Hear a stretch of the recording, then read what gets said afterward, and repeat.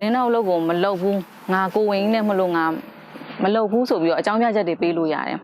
ငါကလေးထိခိုက်မှာဆိုလို့ငါမသွားတော့ဘူးအိမ်ထဲမှာပဲနေမယ်ဆိုရင်အကြောင်းပြချက်အများကြီးပေးလို့ရတယ်ဒါပေမဲ့လည်းကိုက journalist တယောက်ဖြစ်နေတဲ့အတွက်ကိုယ့်ရဲ့တာဝန်ကစစ်ကောင်စီအာဏာသိမ်းတာကိုတော်လှန်နေတဲ့သူတွေကိုသတင်းရိုက်မယ်ဖော်ပြမယ်အဲ့ဒါကိုယ့်ရဲ့တာဝန်ပဲဆိုပြီးတော့ခေါင်းထဲမှာခံယူချက်ထားတဲ့အတွက်ကြောင့်မလို့ကိုလုံးနိုင်တဲ့ဘက်ကနေပြီးတော့ကိုလုံးတယ်တော်လှန်တယ်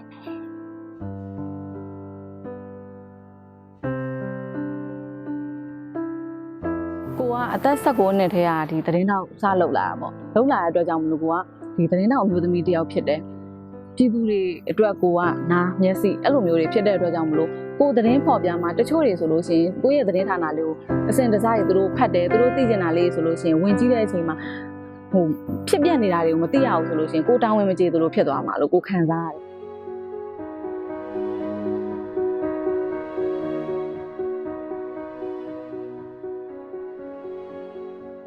ကိုရီဒလန်လို့ဆွဆွဲခံရတဲ့မြို့မှာပေါ့ကောင်လေးတွေကဒိုင်းကင်ထားတယ်အဲ့ဒိုင်းကင်ထားတဲ့ပုံနဲ့ဟိုရဲကားနဲ့ဟိုနှစ်ခုတွဲပြီးတော့ဓာတ်ပုံကိုရိုက်ချင်တယ်ဆိုပြီးတော့မပြေးသေးပဲနဲ့အဲ့ဟာကိုရအောင်ရိုက်မယ်ဆိုပြီးအဲ့မှာဒူးထောက်ပြီးတော့ဓာတ်ပုံရိုက်တယ်ရိုက်တော့ကောင်လေးတွေကလည်းအမမရတော့အမပြေးတော့ကျွန်တော်တို့လည်းပြေးမှရတော့မယ်ဆိုပြီးသူတို့ကလည်းပြေးတယ်ဟိုပြေးတဲ့အချိန်မှာကိုကလည်းလိုက်ပြေးရတာပေါ့ပြေးရင်နဲ့အရန်မောလာမပြေးနိုင်တော့ဘူးသူကကိုဝင်နဲ့ဆိုတော့တော်တော်ပင်မန်းနေတော့ငါကင်မရာကိုဘေးကတွေ့တဲ့တယောက်ကိုပေးပြီးတော့သူ့ကိုလွတ်အောင်ပြေးခိုင်းပြီးတော့ငါဖမ်းခံလိုက်တော့မယ်အဲ့ဒါမှဒီရုပ်ကတ်တွေလည်းရမယ်ပေါ့နော်ငါလည်းမပြေးနိုင်တော့ဘူးဆိုပြီးတော့အတိုင်းမို့တွေးတဲ့အချိန်မှာဘေးကတငယ်ချင်းတယောက်ကလည်းပါတော့နင်ပြေးဆိုပြီးတော့ကို့အတင်းပြေးခိုင်းတယ်ပြေးပြီးတော့အဲ့မှာတော်တော်ဝေးကိုရောက်တော့မှဒီဟိုအိမ်တအိမ်ကနေပြီးတော့သူတို့ channel ကိုဆွဲပြီးတော့ခေါ်ထားပြီးတိန်ခေါ်ပြီးဟိုကုညီပေးထားတယ်ပေါ့ကိုဝင်ရှိပြီး3ရက်နေတော့အာနာသိမ့်တာပဲကိုဝင်ရှိမှန်းသိပြီးတော့အဲ့ဒါနဲ့ဆက်စချင်းကြတော့တချိလိမ့်မှာကြတော့တိတ်ပြီးတော့လဲခန်းနာစီးတာလည်းမရှိဘူးဟိုသတင်းကိုအေးစစ်စစ်ယူလို့ရသေးတယ်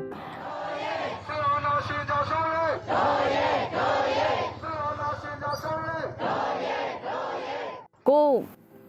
ကလေးလေးဆိုလို့ရှိရင်လည်းအခုချိန်ပြန်တွေးလိုက်လို့ရှိရင်တော်တော်သနာစရာကောင်းပါတယ်အဲလီကဘာဖြစ်လို့လဲဆိုတော့အဲ့တုန်းကဟိုသူ့ကိုဂယူးမဆိုင်မိဘူးပေါ့ဘိုက်ထဲမှာရှိနေတော့ကိုမျက်စိရှိလည်းမဟုတ်ဘူးဆိုတော့ဂယူးမဆိုင်မိပဲနဲ့ပြေးရလွှားရဓာတ်ပုံရိုက်ပြီဆိုတော့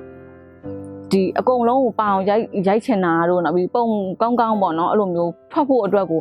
ကားတွေပေါ်ကနေတက်ရိုက်တာရှိတယ်အမြင့်တွေပေါ်ကတက်ရိုက်တာရှိတယ်အဲ့မှာရိုက်နေရနေပြီးတော့ဟိုနောက်ကတပုံကိုရိုက်တော့မယ်ဆိုလို့ရှိရင်မမီမှာဆိုလို့ဖြည်းဖြည်းလေးစင်းနေမမီမှာဆိုလို့ဆိုကားပေါ်ကနေပြီးတော့အမြန်ခုန်ချပြီးတော့အဲ့လိုအမြင့်ပေါ်ကပေါ့နော်ခုန်ချပြီးတော့ရိုက်လိုက်တာတွေရှိတယ်ပေါ့အဲ့ဒါတွေကပြန်တွေးချင်း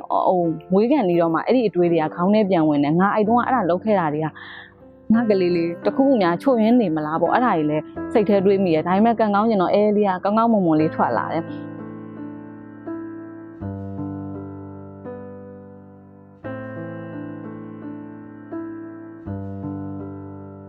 ကလေးမွေးပြီး45ရက်မှာဒီဘက်ကိုပေါ့နော်ဒီကလေးမွေးတဲ့မျိုးကနေပြီးတော့ဒီမဲဆောက်ဘက်ကိုကူးမယ်ဆိုပြီးတော့စဉ်းစားလိုက်တော့စပြီးတော့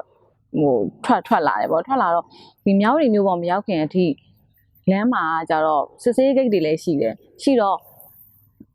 ကလေးလေးပိုက်ပေါ့နော်ကိုကလည်းကလေးလေးနဲ့အဲ့ကိုမျိုးသားရဲ့ကိုအမေရဲ့သွားတယ်ဟိုကားနဲ့လာတယ်ပေါ့ရှေ့ကနေပြီးတော့စစ်ဆေးဂိတ်တဂိတ်တွေ့တာနဲ့စိတ်ထဲမှာတော့ကတွေစိုးရိမ်မှုတွေအများများသွားပြီငါတို့ဖုန်းဆက်လိုက်မလားဖုန်းထဲမှာရှင်းနေသလောက်တော့ရှင်းခဲ့တယ်ဒါပေမဲ့တခုခုများတွေးလို့ဖမ်းခံရမလားကိုရီလင်မယားနှစ်ယောက်တည်းဆိုရင်ဘာမှမဖြစ်ဘူးကြိုက်သလိုဖမ်းခံလို့ရတယ်ဘာမှမကြောက်တာဒါပေမဲ့ကလေးလေးပါရတော့ငါသမီးလေးဆိုတဲ့စိတ်နဲ့ကတော်တော်လေးကိုအဲ့မှာမိုးကျင်တဲ့အဆင်မပြေဖြစ်တယ်အဲ့တုန်းကတော့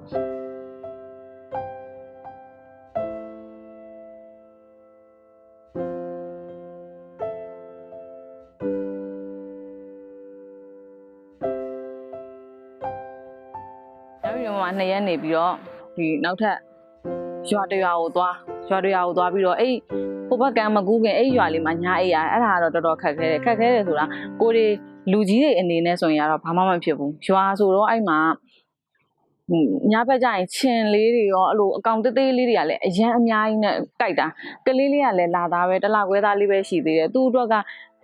ချင်အောင်လေးပါတယ်အဲ့ရသေးသေးလေးတော့ပါပဲမယ်အဲ့ဒီအဲ့ရအပေါက်လေးကိုတော့မှဝင်နိုင်တဲ့အကောင်တွေကရှိတော့သူ့ကိုကြိုက်မှာဆိုလို့တညာလုံးအဲ့လိုမျိုးဒီထိုင်ပြီးတော့ရက်ခတ်နေရပါတော့အဲ့ဂယူးဆိုင်ပေးနေရတာအဲ့ဒါကြီးရှိတယ်နောက်ပြီးဖိုးဘကန်းကိုကူတော့လဲမနက်ခင်း4နာရီလောက်ဒီ4နာရီလောက်ကူးမယ်ပေါ့ကူးမယ်ဆိုတော့အဲ့မှာ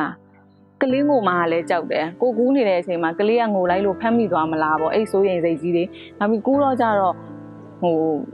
အကျယ်က4ပေ5ပေလောက်ပေါ့အရှည်က10ပေလောက်ရှိတဲ့ဝါးတရားလေးနဲ့အဲ့ဒါလေးနဲ့ကူးရတယ်ကူးကတော့ကိုကအထုပ်ပေါ့ကလေးရဲ့အိယာရဲ့အဝတ်စားတုပ်လေးတွေကိုကင်နေဒီအမေကတော့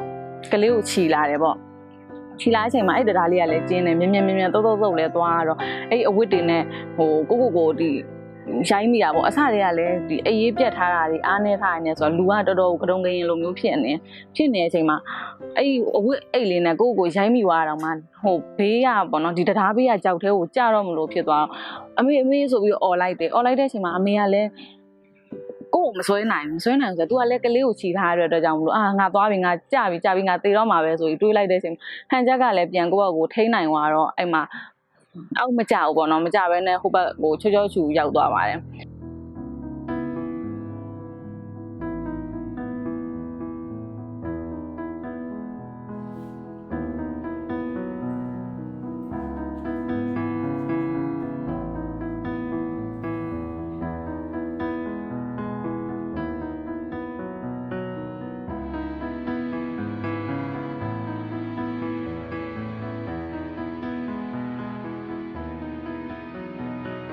အခုချိန်ဒီဆိုရင်ကြောင်ကြမှုတွေကရင်ဆိုင်နေရတော့မှကိုရိုင်းကလည်းမိဘတယောက်ဖြစ်လာတဲ့နောက်ပိုင်းမျိုးဆက်သစ်တွေကိုလည်းကိုလိုဘွားမျိုးမပေးချင်ဘူးအခုချိန်မှာကိုတခုဖြစ်ခင်ကိုဘယ်သူကကာကွယ်ပေးမှလဲဘယ်ဥပဒေကကာကွယ်ပေးမှလဲဘာမှမရှိဘူးအဲ့တော့အာဏာရှင်စနစ်ပြတ်သုံးတဲ့အထိကိုကတော့ဆက်ပြီးတော့တိုက်ပွဲဝင်နေအောင်ပါပဲ